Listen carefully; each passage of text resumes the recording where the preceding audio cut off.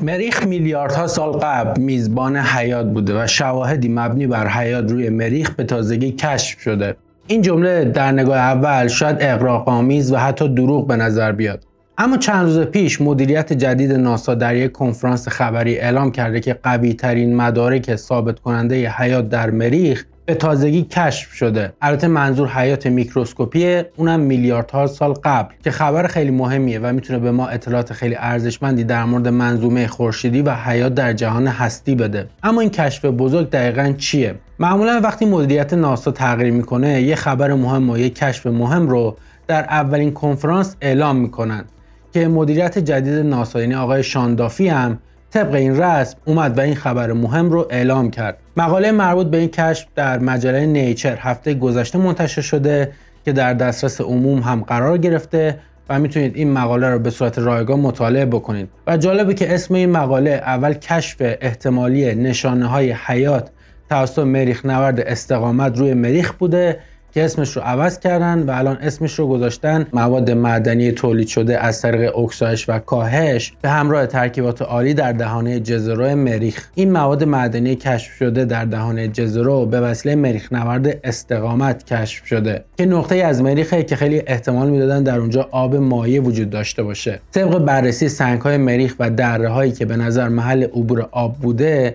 به این نتیجه رسیدن که مریخ بین 3.4 تا 3.8 میلیارد سال پیش آب مایع داشته و سال گذشته هم یه خبری منتشر شد که نشون میداد مریخ همین الان هم آب مایع داره، اما در عمق 11 تا 20 کیلومتریه و یک جا هم جمع نشده بلکه بین سنگ ها قرار گرفته. توی قطب‌های مریخ هم یخ وجود داره هم یخ خشک. همه این نشانه ها نشون میداد که مریخ احتمالاً میلیاردها سال قبل شامل حیات میکروسکوپی بوده و حتی بعضی میگن که الان هم در مریخ احتمالاً حیات میکروسکوپی وجود داره که البته هیچ مدرکی برای این موضوع وجود نداره که الان مریخ میزبان حیات میکروسکوپیه. و این مطالعات جدید نشون میدن که احتمالاً حیات میکروسکوپی میلیاردها سال قبل در مریخ وجود داشته، حدود 4 میلیارد سال پیش. مریخ نورد استقامت رو هم به همین دلیل به این نقطه فرستادن چون هر جایی که آب باشه احتمال حیات هم بیشتره. اسم این نمونه مورد نظر سافایر کنیونه که به فارسی میشه دره یاقوت کبود.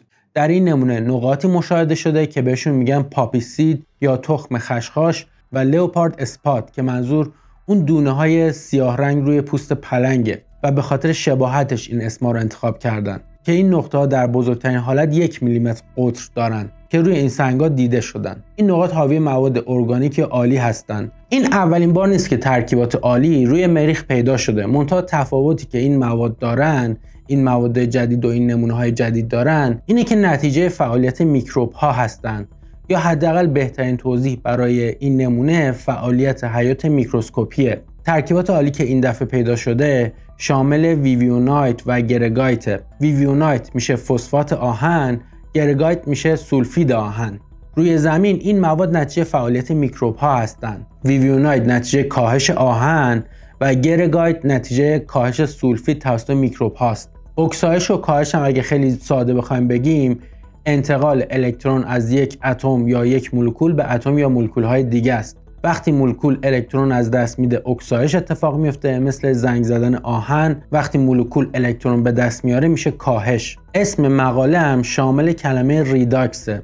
ریداکس ترکیب کلمات ریداکشن یا کاهش و اکسیدیشن یا اکسایشه و منظور از اسم مقاله مواد معدنی حاصل از واکنش‌های شیمیایی اکسایش و کاهشه. گفتیم که روی زمین این ترکیبی که توی این نمونه پیدا شده نتیجه فعالیت میکروب هاست و مثل این میمونه که حیات میکروسکوپی از این مواد تغذیه کرده و این باقی مونده تغذیه است که پیدا شده. انتقال الکترون در همه مولکول‌های زنده از جمله میتوکندری در بدن ما وجود داره و کلا انتقال الکترون باعث متابولیسم و افزایش و به دست آوردن انرژی میشه و اتفاقا روی زمین هم از این نوع سنگ ها پیدا شده که برای تخمین زمان حیات روی زمین ازش استفاده کردن. اما خب شاید سوال پیش بیاد که این فرایند و این مواد معدنی که پیدا شده حتما و لزوما شاید به خاطر وجود حیات نیست.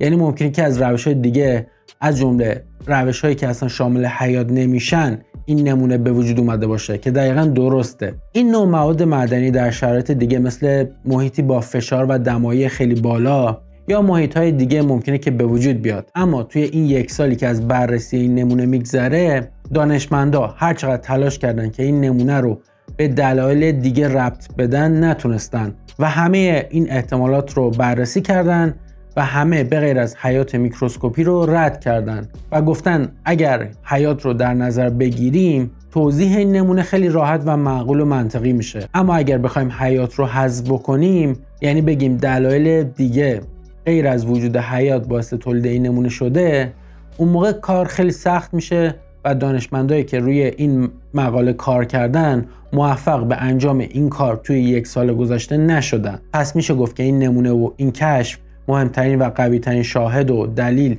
برای وجود حیات میکروسکوپی حدود 4 میلیارد سال قبل در مریخه و منظور حیات هوشمند یا فرازمینی ها نیست، بلکه حیات میکروسکوپیه. در نهایت البته برای اطمینان 100% نیاز به بررسی این نمونه روی زمینه، یعنی این نمونه رو از مریخ بیارن به زمین و با مطالعه بیشتر نتیجه 100% بگیرن و شاید در سالهای آینده با بررسی بیشتر بگن که اشتباه کردیم و این نمونه ربطی به حیات در مریخ نداره. ولی خب الان بهترین توضیح همین حیات میکروسکوپیه. تا الان هیچ نمونه از مریخ به زمین برگردونده نشده و مریخ نورد استقامت یه سری سنسور داره که باهاش سطح مریخ رو دریل میکنه و سنگ‌ها و خاک‌ها رو بررسی میکنه، مثل همین نمونه. یه محفظه هم داره که بعضی از نمونه‌ها رو توی محفظه نگهداری میکنه و یه سری از نمونه ها هم روی مریخ رها میشن و تا الان حدود 30 نمونه از مریخ جمع آوری شده. برای برگردوندنشون کلی پیشنهاد وجود داشت، روش‌های مختلفی پیشنهاد داده شده بود و قرار بود که تا چند سال دیگه، یعنی در دهه 30 این اتفاق بیفته. اما پروژه به تأخیر افتاد و گفتن که دهه 40، یعنی حداقل 15 سال دیگه این کار رو انجام میدن. ولی خب ترامپ بودجه ناسا رو خیلی کم کرده که توضیح میدیم توی قسمت‌های بعدی این موضوع چقدر میتونه به ضرر ناسا و به سود چین باشه و بودجه این پروژه رو هم قطع کردن فعلا. ولی خب در دولت‌های بعدی دوباره احتمال این وجود داره که بودجه رو بیشتر بکنن. این یعنی الان آینده این پروژه برگردوندن نمونه‌ها مبهمه.